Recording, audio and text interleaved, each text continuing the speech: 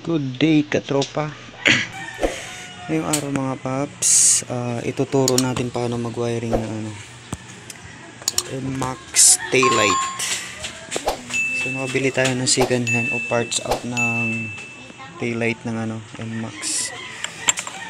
So dito sa wirings ng mga paps ng taillight, hindi na natin to sisirain. So, ang gagawin natin is magdugtong na lang tayo dito sa positive, sa mga signal light, saka galing sa sa ilaw, pati sa brake light niya mismo. So, ayan siya mga paps. So, hahanapin muna natin yung mga connection nito dun sa stock natin. Okay. Para matanggal natin yung tail light natin mga paps. Tanggalin muna natin to, tapos luwagan natin to mga to. Okay, tanggalin muna natin mga paps. So ayan siya paps, natanggal na natin siya. So ang tatanggalin nyo lang mga paps is itong dito, yung dalawa, tapos tig-dalawa na tornilyo dito sa baba. Ayan na siya. Yes, Daddy. Din sa kabila din. Okay, hanapin na natin yung wire nya. Okay mga. So ayan siya mga paps, no. Nakita na natin yung mga connection niya. So ito po yung sa stock na socket natin, pinutol ko na lang mga paps. So bilhan na lang natin to ng kasukat din niya. Okay, madali lang naman bilhan yan. So ngayon mga paps, dito muna tayo sa signal light ng pang NMAX. So yung sa right side kasi ng sa right side na signal light ng NMAX is kulay green po yung niya. Yung positive. So ngayon nakakonect po itong green na to dito sa sa sky blue. Malabo. So sa sky blue po yan nakakonect mga paps. Tapos sa ano ba nga ba yun? Sa right side pala yun, right. Tapos sa left side naman is kulay brown ng pang NMAX, which is ito sa atin is itong kulay orange mga paps. So kulay orange siya. At itong sa tawag nito, brake light nya, ito po yung sa brake light nya. So kulay dilaw po yung sa mismong sa NMAX.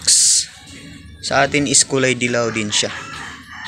Tapos yung pinaka ground kasi natin is kulay green. So yung mga black dito sa headlight nya is sa green natin itatap. Ito din, black is sa green natin itatap yan mga paps. Tapos itong brown is ito po yung pag nag-open ka ng ng headlight, so nag-iilaw din yung likod nya. So ito po yun. Okay siya mga paps, sana nasundan nyo.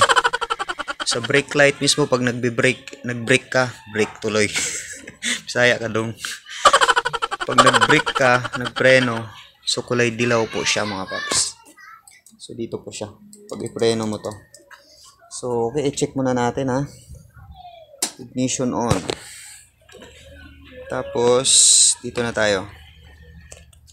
Okay, signal light sa right. So ayan siya mga paps, sa right. Wow! Tapos sa left. Tcharan! Wow! Tapos mag-open ka ng headlight mo. So ayan siya mga paps, pag nag-open ka ng headlight. Tapos nagpipreno ka, so ayan siya. Wow! Okay, hopefully itong nakatulong sa inyo mga paps sa mga planong mag DIY o mag-convert ng pang NMAX na tail light. So ito na mga paps. Hopefully is nasundan nyo po yung wirings natin. Ayan po siya. Ulitin natin sa left side na signal light is kulay orange, nakatap po ito sa brown ng pang NMAX. Tapos kulay sky blue. Sa right side naman na signal light is nakatap ito dito sa kulay green ng pang NMAX. Sa brake light mismo is kulay dilaw. Ito yung nasa taas, kulay dilaw po yung positive din ng ng pang NMAX. Tapos ground is kulay green, which is black naman sa NMAX. Tapos pag nag-open ka ng headlight na umiilaw din yung likod mo, is itong kulay brown. Okay. So, thank you mga paps. Huwag kalimutang mag-subscribe at palike na rin at pa-share na rin sa mga gustong matuto. Thank you.